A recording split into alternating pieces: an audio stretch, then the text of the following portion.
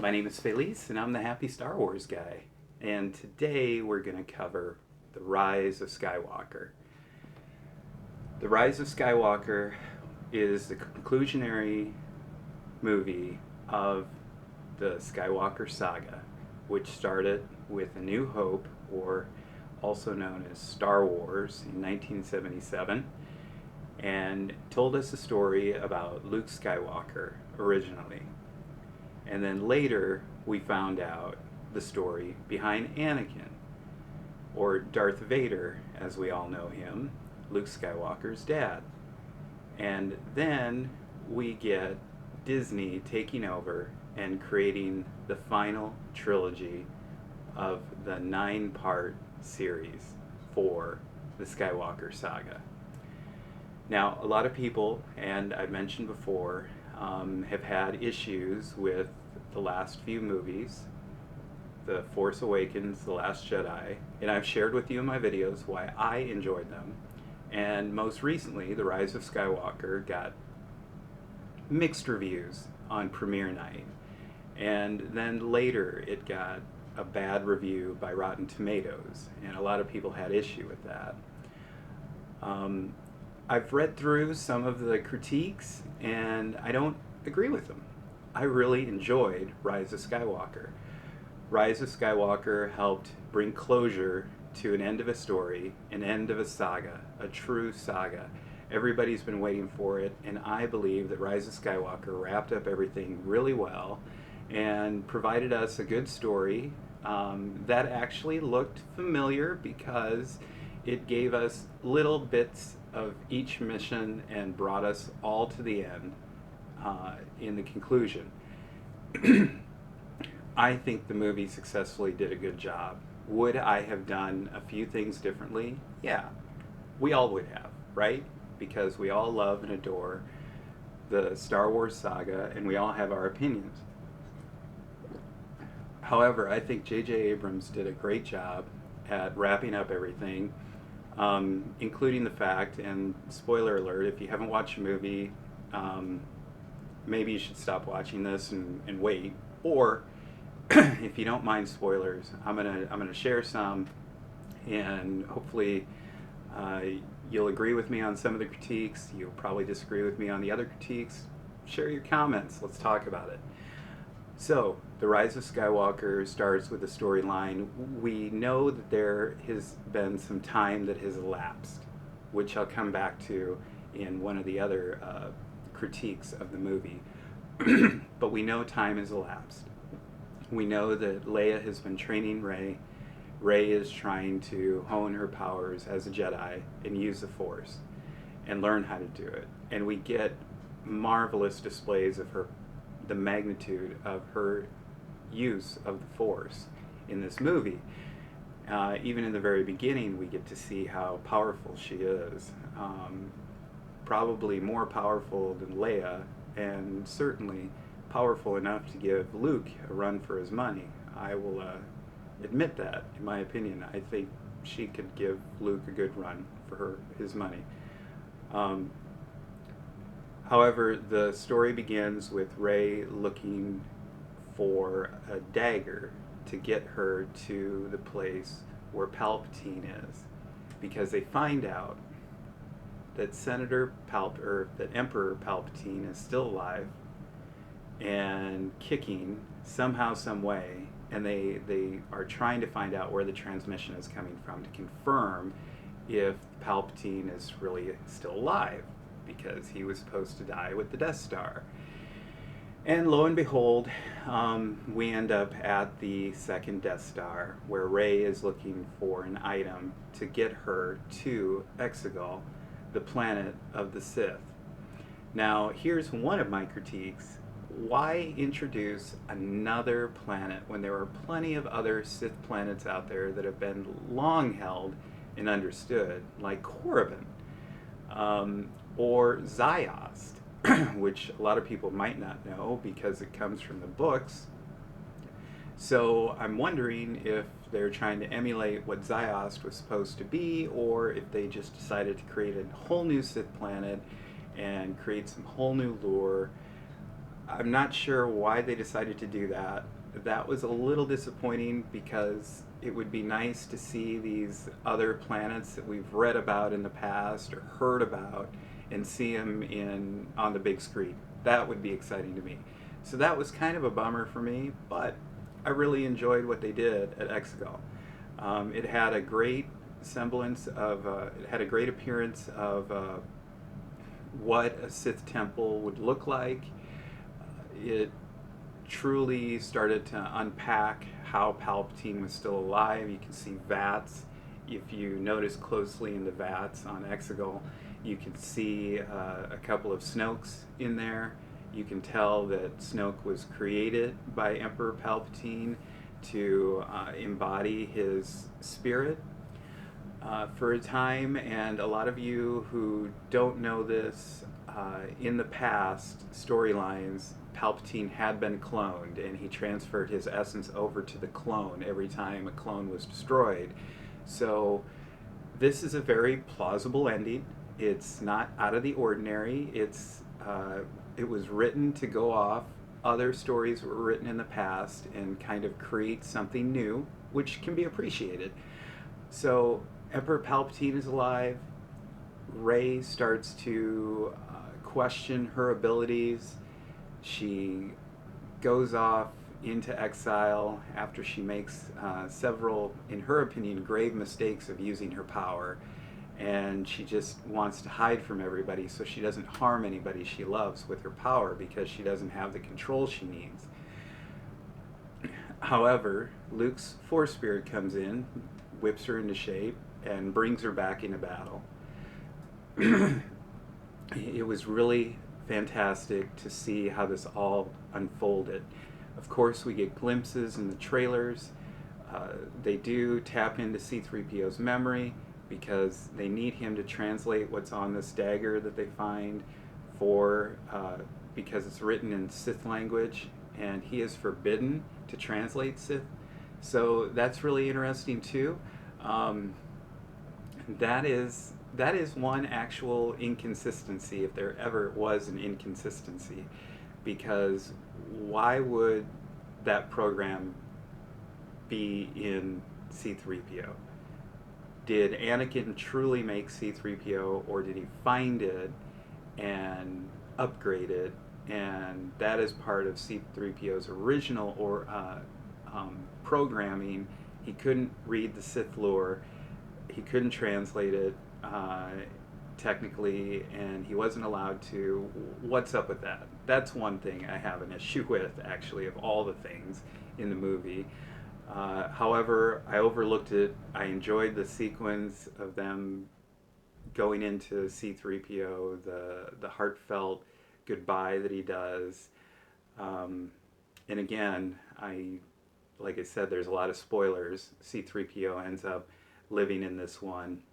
And not many heroes actually fade away in this movie, which was unique considering the last couple of movies killed off some major cast characters.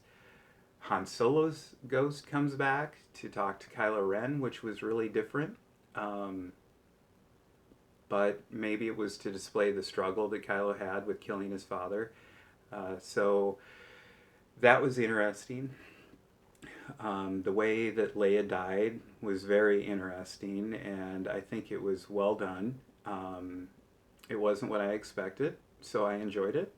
And then in the movie, the duel between Kylo and Rey really starts to show that Kylo wants to change, but he's not quite sure how to do it. And the movie resolves that, I thought, really well and poetically in kind of an epic hero story. Rey lives through the whole experience, completely annihilates Emperor Palpatine once and for all, doesn't allow it just completely annihilates apparently even his Force spirit to transfer essence, is how we're left with the movie. It's a really awesome scene. I can't wait to see this movie again and again and again, honestly. There's so much to unpack. and watching it once on Christmas Eve was not quite good enough. I hope I get to see it in the theater one more time. And then, of course, I can't wait to pre-order it and get it as soon as it releases and watch it. That's how good it was for me. In the end, the rebels rally all these ships throughout the universe to battle and take out all of the Star Destroyers that Emperor Palpatine had laying dormant for his new Sith army and to utilize the final order. So Palpatine had this great, massive plan, and this was the culmination of everything. So, with that being said, and everything I've shared with you, I really appreciated the movie, watching the ships come in and annihilate all the Star Destroyers. You get to see the Razor Crest, which is a Mandalorian ship, appear. The Ghost from Star Wars Rebels appear. Is it still Syndulla, or is it Jason, her son, manning that ship? I don't know. Maybe one of these days we'll find out. Was it the Mandalorian in the Razor Crest, or was it Baby Yoda all grown up flying the Razor Crest? Who knows? And he wouldn't be so much of a baby at this point. However, it was really epic. It brought everything that you would want to see in a Star Wars movie to conclude the saga of Star Wars, and it left us with a new hope again with Rey, and it very cinematically, poetically ended the story with Rey on Tatooine, looking at the horizon. And I'm getting chills just thinking about it and talking about it. I literally teared up knowing this is the last of the Skywalker storyline, as far as the big screen goes overall. I hear Obi-Wan's going to bring in little Luke, but it's not going to be so much focused on the Skywalker lineage. So it was awesome. If you haven't seen it, go see it, and I hope I didn't spoil too much. If you have seen it and you disagree with me, that's okay. I loved it, and that's why I'm the happy Star Wars guy. One other thing that I did note, problematic, people thought that what happened between Finn and Rose, and why is Finn seemingly into Jannah, who's this new ex-stormtrooper that Finn runs into while they're on Endor, searching the ruins of the Death Star 2.